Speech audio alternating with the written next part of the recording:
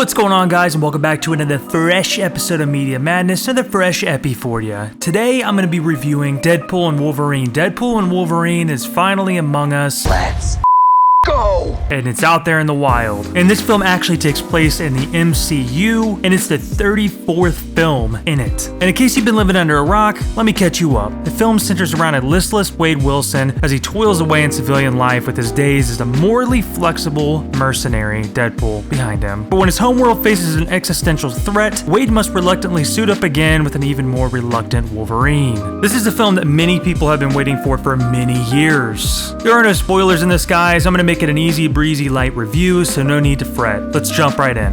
Let's go. Right from the get-go, guys, this film starts off very funny, and it also starts off 2 steps ahead of us, like the other films where we're taking place in the future, and then Wade catches us up to date by going back and doing some monologuing. I must say, guys, this film gets rolling pretty quick, and honestly, almost too quick. Wade gets taken in by the TVA, and it happens within literally the first 20 minutes of this film. Now, I know this film has a lot of ground to cover, but man, it's quick. To further push on into that on what I'm talking about, Wade has given up the Deadpool life. Now, the TVA wants him to be Deadpool, and he has no problem accepting that, and it's a matter of minutes. It just seems a little odd to me that he's so quick to jump back into it, and it doesn't even take twisting his arm. But nonetheless, we're all there to see Deadpool get to Wolverine, and we don't really care how we get there, we just want to see it. And once we see Wolverine join Deadpool into that void, and they go into their first fight, which you've seen in the trailers, it is glorious. It's brutal, it's fun, but I must say there's not really any stakes involved considering they both, well, just regenerate. Nonetheless, this is a superhero film. It's supposed to be funny, and it's supposed to be shocking, and it is. It's a great buddy cop kind of film, and I think they've done it very successfully here. Jokes got a lot of laughs out of me, much more than Deadpool 2, which I thought unfortunately fell a little flat for me when that released, and even still to this day. Hugh Jackman gives it his all in this film. He really throws everything he's got into the role of Wolverine, and you can tell he really cares about this character, as do we. He gives a great performance, and if we're talking about him as Wolverine, this is probably his best performance yet.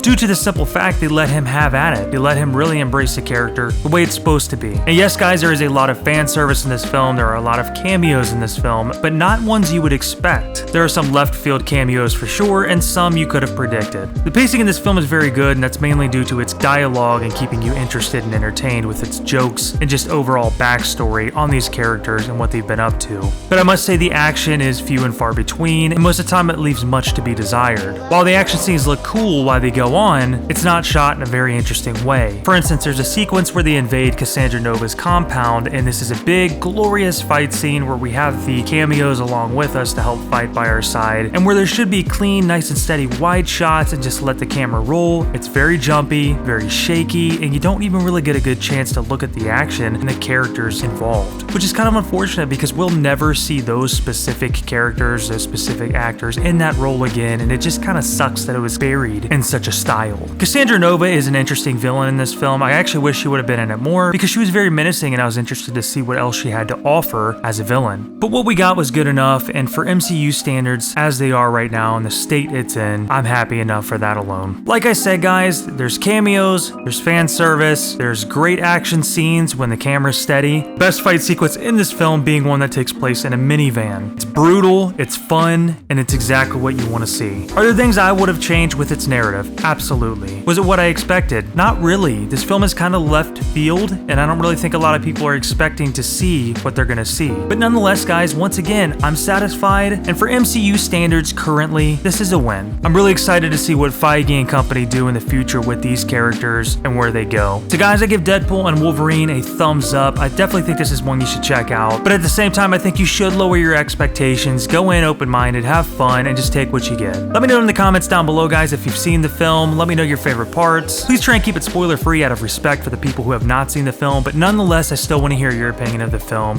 what you liked, what you didn't like, spoiler-free. If you're not a member of this family, go ahead and hit that subscribe button. Give me a like on the way out. I really appreciate your support, and I'll see you in the next one. God bless, stay fresh, and peace!